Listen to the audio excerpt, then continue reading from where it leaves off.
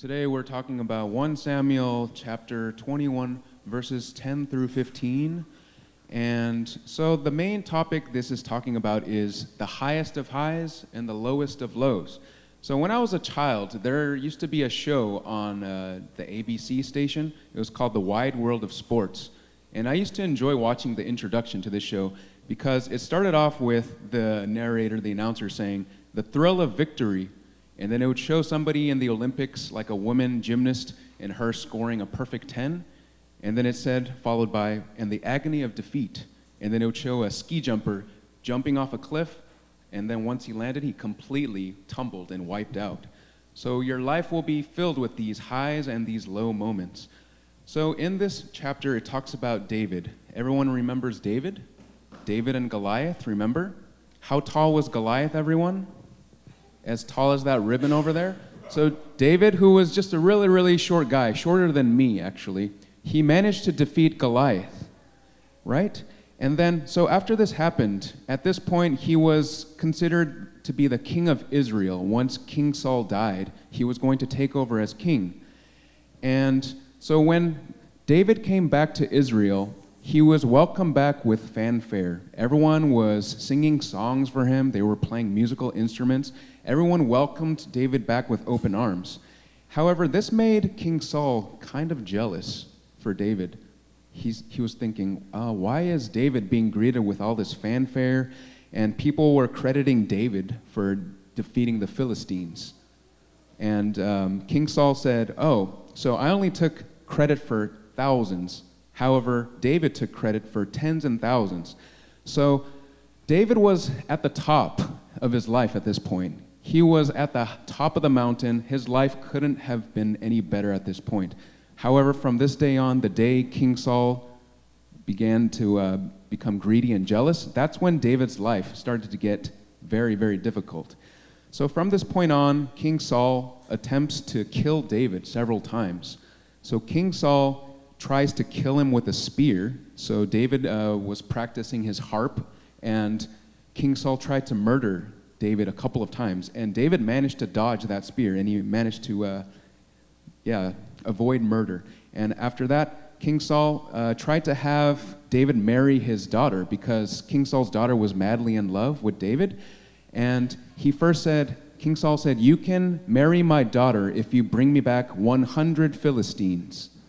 So this was actually King Saul's plot to try to kill David. King Saul was hoping that David would die trying to bring back 100 Philistines back to him. So at this point, David was fearing for his life. He thought everyone was out to get him. He thought King Saul would eventually try to kill him and succeed. And David was also close with King Saul's son, whose name was Jonathan. And Jonathan told David, "You might as well just try to run away from Israel and escape to some other land where no one will find you."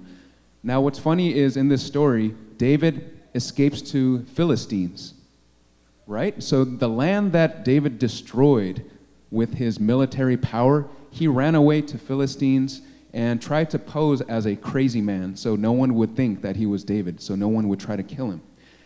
And moving on, I would like to ask all of you, when was the happiest day of your lives? Does anyone remember?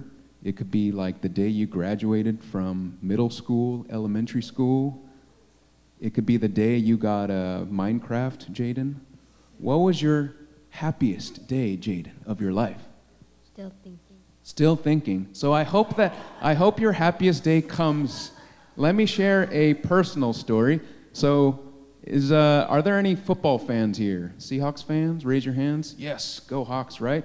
So football is one of my major passions in life. And everyone remembers, well, not everybody, some people remember Super Bowl 48 when they won the Super Bowl, right? And at this point, I was as happy as I could be. I was on top of the world, and I waited like 30 years of my life to see that championship. Did you know some sports fans of sports teams, they never see their teams go to their championship before they die? There are some teams in the NFL that have still never even gone to the Super Bowl, such as the Cleveland Browns, God bless them, such as the Detroit Lions, God bless them. There's teams that have gone to the Super Bowl and have never won, like not the Jaguars. The Jaguars have never gone either. The Carolina Panthers have never won a Super Bowl. They've gone twice, and they lost twice. What other teams? The Vikings, they've never gone. So as you can see, victory doesn't come very often in the NFL. So we should relish in that moment. We should cherish that very, very special moment that happened to us. So I was as happy as I can be, but then the next year, the Seahawks went back, Super Bowl 49. And to refresh your memories, we were on the 1-yard line. We could have won by just running the ball with like 22 seconds left, but we decided to pass. And then what happened? Oh, Russell Wilson got intercepted. And I was experiencing the lowest of lows as a sports fan. And during that game, I remember I watched it in a restaurant. And so there was mostly just Seahawks fans. However, there was one table with Patriots fans. And there was a woman wearing like a Tom Brady jersey, and I was being so obnoxious to her. I was being an obnoxious fan. I was trash talking. I'm like, your Patriots are going to lose today. Your team is terrible. Tom Brady is like past his prime. He's the worst quarterback ever. But then as soon as I saw that interception, my jaw dropped, of course. I was like, oh. And I had nothing to say. I put my head down and I went home. And I was very depressed for almost one season. For an entire year, I couldn't watch a Seahawks game without getting trauma. And till this day, I've still only seen that Super Bowl game once in my life. And anytime I I see it being replayed on television, I change the channel. I still cannot watch that game. So we're going to experience those lows in our lives. And we wonder, why? Why do these things happen to me? Why is God doing these things to me when I'm experiencing these great things and I'm only doing the right things in life? Well, there's some reasons, and it's not always God's fault. God is not always the being who is putting us through these things.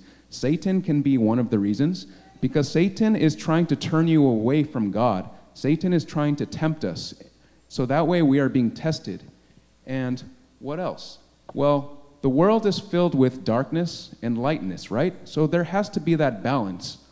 There can never be like more than one more than the other. As everybody watches Star Wars, right? There's the dark side and the light side. So there has to be that balance in the world. So what can we do? Well, first of all, we can trust God. By trusting God, we will know that good things will eventually come. So as long as you have God by your side, yes, you might have that worst day of your life, but you will also have another great day.